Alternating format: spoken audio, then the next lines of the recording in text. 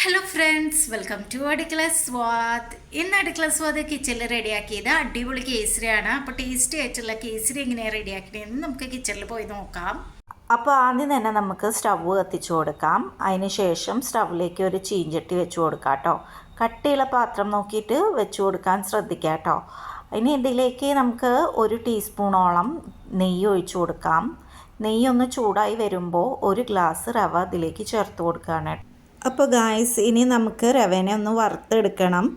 Medium to law ഫ്ലെയിമിൽ വെച്ചിട്ട് വേണം റവേനെ വറുത്തെടുക്കാൻ.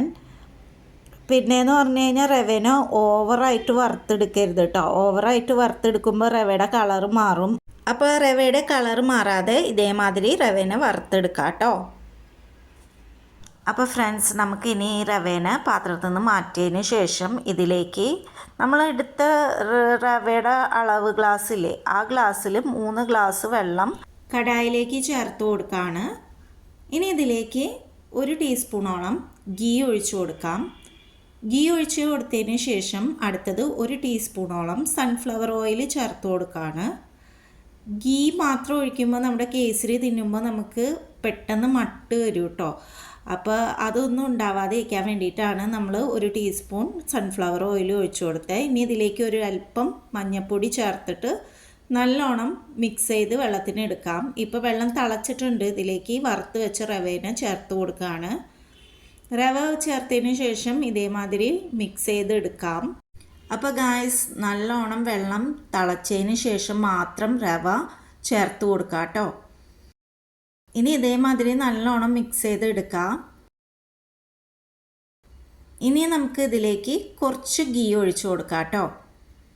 ഞാൻ 1 ടീസ്പൂണോളം ഗീ ഇതിലേക്ക് ചേർത്ത് കൊടുത്തിട്ടുണ്ട്. വീണ്ടും ഇതിനെ ഒന്ന് മിക്സ് ചെയ്ത് എടുക്കാം. അപ്പോൾ ഗായ്സ്, ഞാൻ ഇന്നാൾ ചെന്നൈയിൽ പോയിട്ടുണ്ടായിരുന്നു. അപ്പോൾ അവിടെ നിന്ന് കേസരി കഴിച്ചപ്പോൾ അവിടുത്തെ കേസരിക്ക് വേറൊരു പ്രത്യേക സ്റ്റൈലാണ് കേട്ടോ. കാരണം അവർ അതിൽ കുറേ ഗീ ചേർത്തിട്ടാണ് കേസരി റെഡിയാക്കി എടുക്കണത്. അപ്പോൾ നിങ്ങൾക്ക് താല്പര്യം ഉണ്ടെങ്കിൽ കുറച്ചും കൂടി ഗീയൊക്കെ ഇതിലേക്ക് ചേർത്ത് കൊടുത്തിട്ട് റെഡിയാക്കി എടുക്കാം കേട്ടോ. അപ്പോൾ ഇനി ഇതിലേക്ക് പഞ്ചസാര ചേർത്ത് കൊടുക്കുകയാണ്. ഇപ്പോൾ കുറച്ച് പഞ്ചസാര ചേർത്തിട്ട് നല്ലോണം മിക്സ് ചെയ്ത് എടുക്കുകയാണ് കേട്ടോ. ഇനി പഞ്ചസാര ആവശ്യമുണ്ടെങ്കിൽ മാത്രമാണ് ഇതിലേക്ക് ചേർത്ത് കൊടുക്കണം. ഒറ്റയടിക്ക് പഞ്ചസാര ചേർത്ത് കൊടുത്തിട്ടില്ല കേട്ടോ. പിന്നെ പഞ്ചസാരയൊക്കെ നമ്മുടെ ടേസ്റ്റിനനുസരിച്ച് ചേർത്ത് കൊടുക്കാം കേട്ടോ. അല്പം കൂടിയും ഗീ ഇതിലേക്ക് ഒന്ന് ചേർത്ത് കൊടുക്കുകയാണ്. അത് കഴിഞ്ഞിട്ട് ഇതിനെ ഒന്നുകൂടി മിക്സ് ചെയ്ത് എടുക്കുകയാണ്. കേസരി എന്ന് പറഞ്ഞാൽ തന്നെ ഗീ ആണ്. പക്ഷേ ഞാൻ കഴിയണത് ഇവിടെ കുറച്ച് ഗീ ചേർത്തിട്ട് റെഡിയാക്കി എടുത്തിട്ടുള്ളതാണ് കേട്ടോ. അപ്പം നേരത്തെ പറഞ്ഞ മാതിരി നിങ്ങൾക്ക് താല്പര്യം ഉണ്ടെങ്കിൽ കുറച്ച് കൂടുതൽ ഗീ ഒഴിച്ചിട്ട് റെഡിയാക്കി എടുത്തോളൂ കേട്ടോ. അപ്പോൾ ഗായ്സ്, ഞാൻ ടേസ്റ്റ് ചെയ്ത് നോക്കിയപ്പോൾ കുറച്ച് മധുരത്തിൻ്റെ കുറവുണ്ട്. അപ്പോൾ ഒരു അല്പം പഞ്ചസാരയും കൂടി ഇതിലേക്ക് ചേർത്ത് കൊടുത്തിട്ട് ഒന്നും കൂടി മിക്സ് ചെയ്ത് എടുക്കുകയാണ്.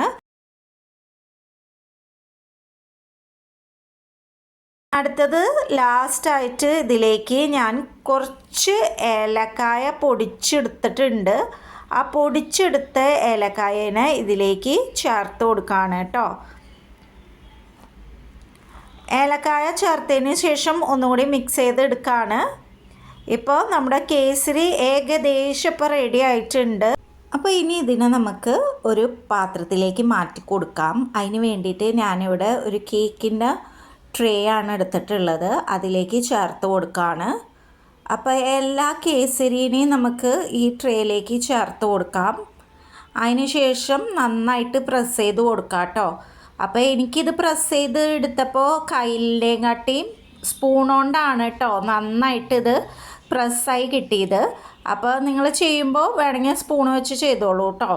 അപ്പോൾ ഗായ്സ്, അടിപൊളിയായിട്ട് വന്നിട്ടില്ലേ? അപ്പോൾ ഇനിയിപ്പോൾ നമ്മുടെ കേസരി കംപ്ലീറ്റ് ആയിട്ടില്ല കേട്ടോ. ഇനി ഒരു ചെറിയൊരു പരിപാടി ഉണ്ട്. അതിന് വേണ്ടിയിട്ട് ഗ്യാസ് കത്തിച്ചിട്ട് ഒരു പാത്രം വെച്ച് കൊടുക്കുക. അതിലേക്ക് കുറച്ച് ഗീ ചേർത്ത് കൊടുക്കണം കേട്ടോ. കുറച്ച് ഗീ ചേർത്തതിന് ശേഷം ഇതിലേക്ക് നട്ട്സുകൾ ചേർത്ത് കൊടുക്കുക കേട്ടോ. ഞാനിവിടെ കാഷ്നട്ട്, കിസ്മിസും പിന്നെ ബദാമാണ് ചേർത്ത് കൊടുത്തിട്ടുള്ളത്. നിങ്ങൾക്ക് വേണമെങ്കിൽ പിസ്ത വേണമെങ്കിലും ചേർത്ത് കൊടുക്കാം കേട്ടോ. ഇനി നമുക്ക് ഇതിനെ നല്ലോണം മിക്സ് ചെയ്തെടുക്കാം. ഇതിൻ്റെ കളറൊക്കെ മാറിയതിന് ശേഷം നമുക്ക് എടുത്ത് വെച്ചേക്കണ കേസരിയുടെ മേളിൽ കൂടെ ആ ഗീയും നട്ട്സും ചേർത്ത് കൊടുക്കാം കേട്ടോ. ഇനി ഒന്നും കൂടി നമുക്ക് പ്രസ് ചെയ്ത് കൊടുക്കാം.